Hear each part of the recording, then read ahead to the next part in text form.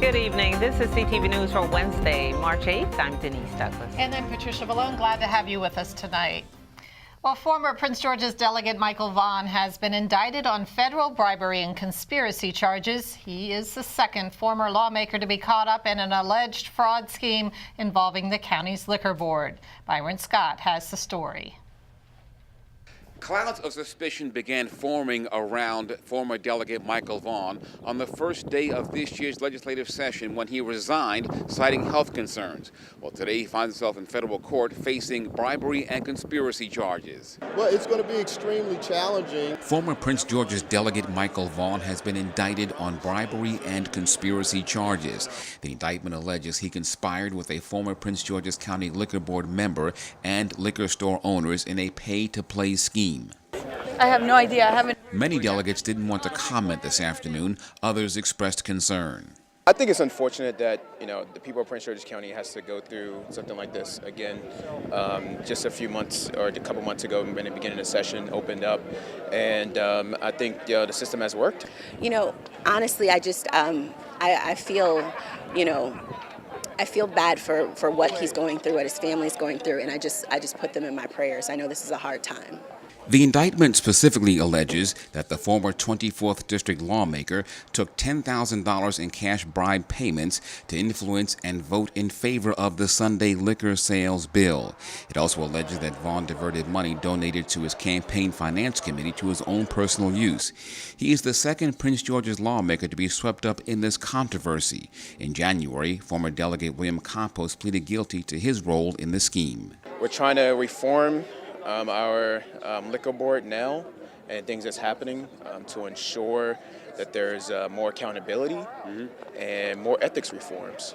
So I think that's what our county needs right now. But at the end of the day, I know that he's such a very decent and good man. He loves his family, and he was really committed to serving the people. If he's found guilty in all the charges, he could face more than 100 years behind bars. In Annapolis, Byron Scott, CTV News. And Vaughn served in the state legislature from 2003 until his resignation on January 11th of this year. A sea of red could be seen in front of the White House. Hundreds of women wearing that color gathered in Lafayette Park to protest the Trump administration's stance on reproductive rights and other female-related issues. In addition to listening to speakers, the group also marched to the White House. CTV spoke with a number of them about the impact they hope the event will have. I think that the accumulated effect of all the different marches and everything else that we're doing has had an effect already. I really honestly don't have a lot of faith in our White House right now and listening to the people and constituents. So I don't know if it will have an effect. I do know the global gag rule is illegal in the United States and has not been supported by the Supreme Court. And so I think it's really interesting that we want to go ahead and put our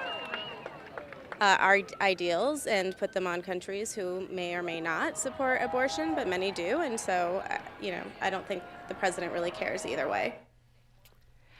A number of groups, including Black Women for Wellness and Catholics for Choice, were present at today's protest. The Day Without Women strike had a major impact on the Prince George's public school system. The district made a decision late last night not to have classes today. CTV's Katara Jones is at a school in Springdale with more. This is what a hallway looks like on a typical school day. This is what it looks like today. Here at Charles Flowers High and around the county, schools are closed. Many employees submitted leave to participate in the Day Without Women strike, but some, like art teacher Erin Pond, came to work. I did support the National Women's Rally in January, but I felt like it was important for me to come into work today to actually have a day to get caught up on things, grades and everything that a teacher does in the meantime that I have a hard time doing when students are here. Educator Linda Aaron says she's never seen anything like this before. The Million Man March, there were a lot of people who were out. That was back in, I think, 1990. A lot of people took off that day, but they still had school. But it is a hardship on the school system if there is a large amount of people who take off on one day. The National Center for Education Statistics says from 2011 through 2012, 76% of public school teachers were women. Well, I think it points to the teaching profession, which is overwhelmingly female. And a lot of the females are in roles that are not the leadership roles. So they are in the classroom.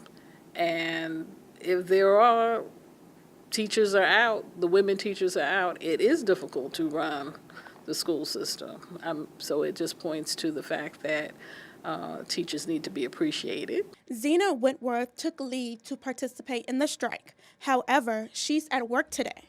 A lot of us took our leave, and even though we take the leave to say and stand in solidarity, I can do what I want to do on my leave day. So if I choose to come in to do some work, and that's what I can do. Reporting in Springdale, Katara Jones, CTV News.